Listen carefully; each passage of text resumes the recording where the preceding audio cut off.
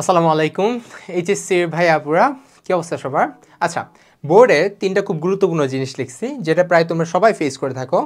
দেখো, পড়ি অনেক, বাট পরীক্ষায় কিন্তু আমাদের নাম্বার কম আসছে সেকেন্ড। অ্যান্ড সেকেন্ডলি সেটা হচ্ছে কীভাবে মেইন বুক ফোকাস করে আমরা 90% নাম্বারটা, এটা আমি সৃজনশীল মিন করতেছি, 90% নাম্বার আমরা সৃজনশীলে এনশিওর করতে পারবো। অ্যান্ড থার্ডলি হচ্ছে আমরা সৃজনশীলের জন্য কোন চিত্র প্র্যাকটিস করব, কোন চিত্র প্র্যাকটিস করব না। সো আজকে বেসিক্যালি আমি এটা নিয়ে কথা বলবো, খুবই সংক্ষেপ হবে ভিডিওটা।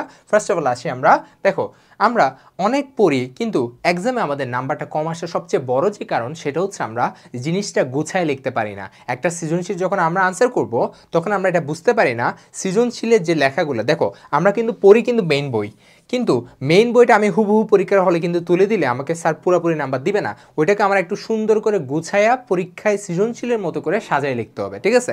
এমন না যে তোমার একটা টপিক বলছে, ধরো তোমাকে প্যাকাইটিন উপদশা সম্পর্কে লিখতে বলছে, তুমি পুরো ওইটা লিখে দিছো, এমন না। তোমাকে একটু সুন্দর করে গুছায়া প্যাকাইটিন দশায় আনতে হবে, তারপর তুমি প্যাকাইটিন দশাটারে বইয়ের মতো করে বিশ্লেষণ করবা, তারপর তুমি সুন্দর করে চিত্রটা দিয়ে দিবা এবং তুমি ফুল নাম্বারসটা পেয়ে যাবা, ঠিক আছে? এই যে কোন জিনিসটা পড়বো, কোন জিনিসটা পড়বো না এবং কোন চিত্রগুলো আলাদা করে প্র্যাকটিস করব, চিত্র কিন্তু খুবই ভাইটাল একটা পার্ট। মাথায় রাখবা, বায়োলজির জন্য তুমি যদি পরীক্ষায় 100% অথবা আমি 100 তো পাবা না, ধরো 90% নাম্বার যদি পাইতে চাও, তোমার জন্য চিত্র অবধারিত, চিত্র তোমাকে দিতেই হবে।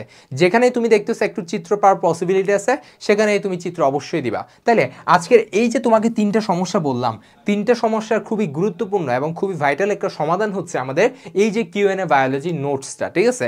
এখন এই নোটসটা তোমাদের জন্য এভাবে করে বানানো হয়েছে যে এখানে বইটিতে এইচএসসির একাডেমিক, এনসিটিভি কিংবা বোর্ড পরীক্ষার যতগুলো কোয়েশ্চেন আছে ওগুলাকে অ্যানালাইসিস করে তোমাদের সৃজনশীলের জন্য একটা আনসার আমি কিভাবে লিখবো, গ কিংবা ঘ এর জন্য একটা আনসার আমি কিভাবে লিখবো, এটা খুব সুন্দর করে সাজানো আছে। এবং সবচেয়ে গুরুত্বপূর্ণ যেটা সেটা হচ্ছে চিত্রগুলো হচ্ছে এখানে খুব সুন্দর করে দেয়া আছে, যেটা তুমি দেখে বুঝতে পারবা যে হ্যাঁ ভাইয়া আমার এই চিত্রটা পড়তে হবে, কারণ এই চিত্রটা পরীক্ষায় আসার পসিবিলিটি 90%, ঠিক আছে? সো এই জিনিসগুলা, এই যে সমস্যাগুলার খুব গুরুত্বপূর্ণ এবং খুবই একদম ভালো একটা সমাধান হচ্ছে কিউএনএ বায়োলজি নোটস বইটা, ঠিক আছে? সো তোমরা সমস্যাগুলো থেকে রেহাই পেতে ইজিলি বইটা তোমরা পারচেস করে ফেলো এবং বইটা তোমরা যদি পারচেস করতে চাও খুব ইজিলি কমেন্টে লিঙ্ক বক্স দেওয়া আছে, কিংবা তোমরা ইজিলি রকমারি কিংবা আমাদের ওয়েবসাইট থেকে ইজিলি জিনিসটা নিয়ে ফেলতে পারবা। সো সবাই ভালো থাকবা, সুস্থ থাকবা, আসসালামু আলাইকুম।